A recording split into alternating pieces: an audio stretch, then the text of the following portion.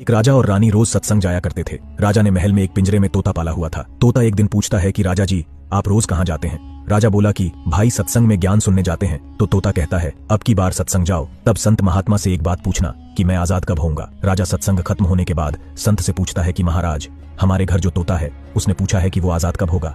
ऐसा सुनते ही संत बेहोश हो जाते हैं। राजा संत की हालत देखकर चुपचाप वहां से निकल जाते हैं। घर आते ही तोता राजा से पूछता है कि राजा जी, संत ने क्या कहा? राजा कहते हैं कि तेरी किस्मत ही खराब है, तेरी आजादी की पूछते ही वो बेहोश हो गए।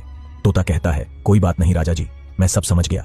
दूसरे दिन राजा जी सत्संग में जाने लगते हैं। तब तोता पिंजरे में जानबूझकर बेहोश होकर गिर जाता है। राजा उसे मरा हुआ मानकर जैसे ही उसे पिंजरे से बाहर निकालते हैं तो वो उड़ जाता है। सत्संग जाते ही संत राजा जी से पूछते हैं कि कल आप उस तोते के बारे में पूछ रहे थे ना, अब वो कहाँ है? राजा जी कहते हैं, हाँ महाराज, मैंने देखा कि वो मर गया है, इसीलिए मैंने उसे जैसे ही बाहर निकाला तो वो उड़ गया। तब संत बोला, देखो तुम इतने समय से सत्संग सुनकर भी आज तक सांसारिक मोह माया के पिंजरे में फंसे हुए हो, और एक वो तोता है जो बिना सत्संग में